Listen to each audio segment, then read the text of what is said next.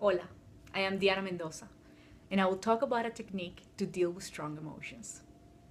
If you find yourself in this cycle at least once a month, when you get overwhelmed, depressed, paralyzed, even suicidal, if you lay down on your couch for days, watching complete seasons of pretty cool TV shows like Game of Thrones or The Walking Dead, if you eat out of anxiety or don't eat out of anxiety, this can be a great technique for you. Now to the point, a technique to deal with strong emotions. Ready? Lisa is a beautiful and smart young lady. She's starting her career as a lawyer in a firm downtown Toronto. She started taking French classes because her next move is to go to Paris to continue her education. 4 months ago, she started taking these classes and she loves it. Especially Tony, one of her classmates.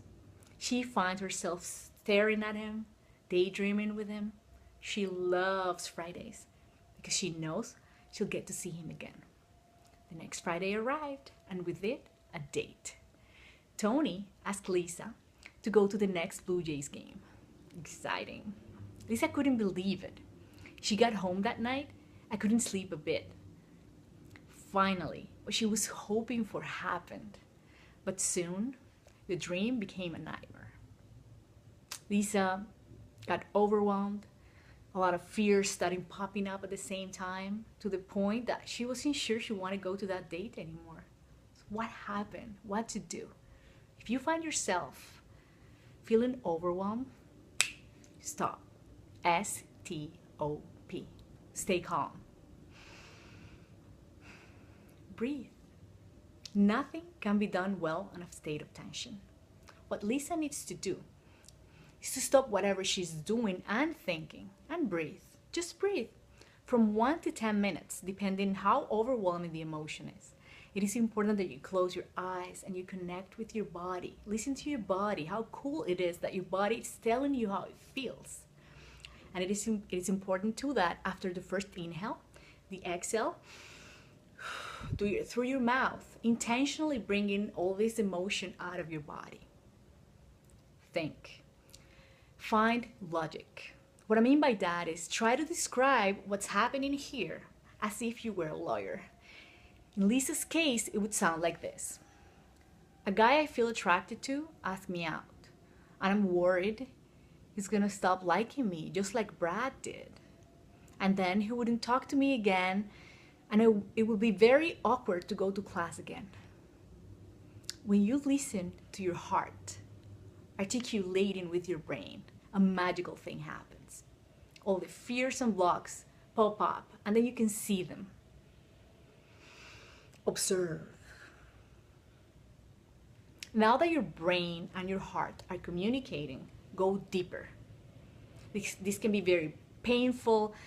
It can be very hard and difficult, but it's the best way to break through fears and blocks.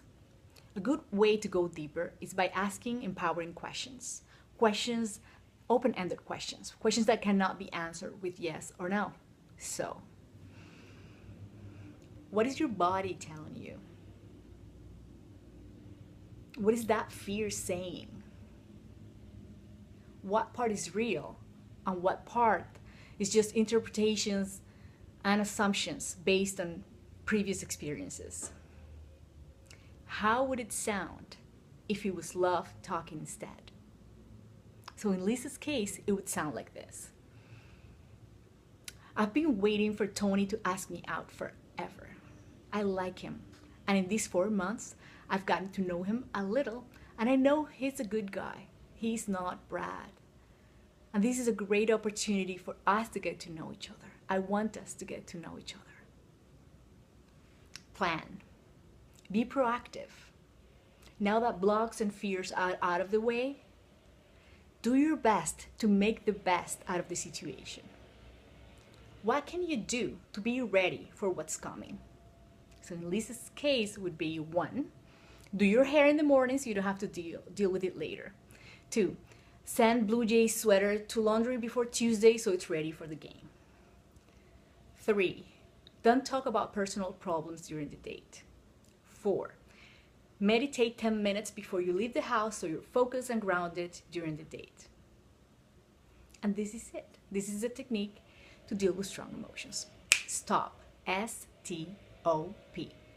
Stay calm. Think. Observe.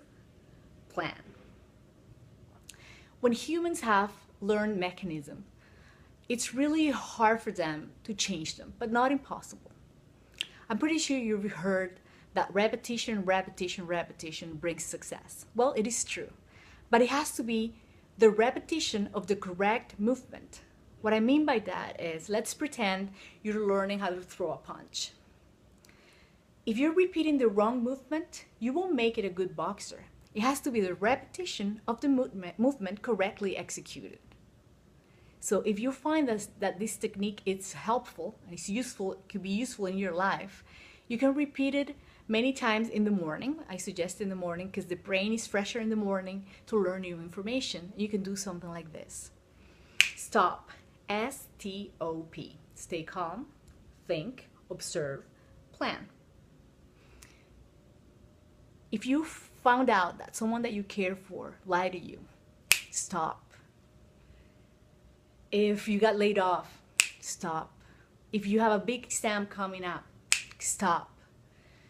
If you found a text message and you don't know what that person means, stop.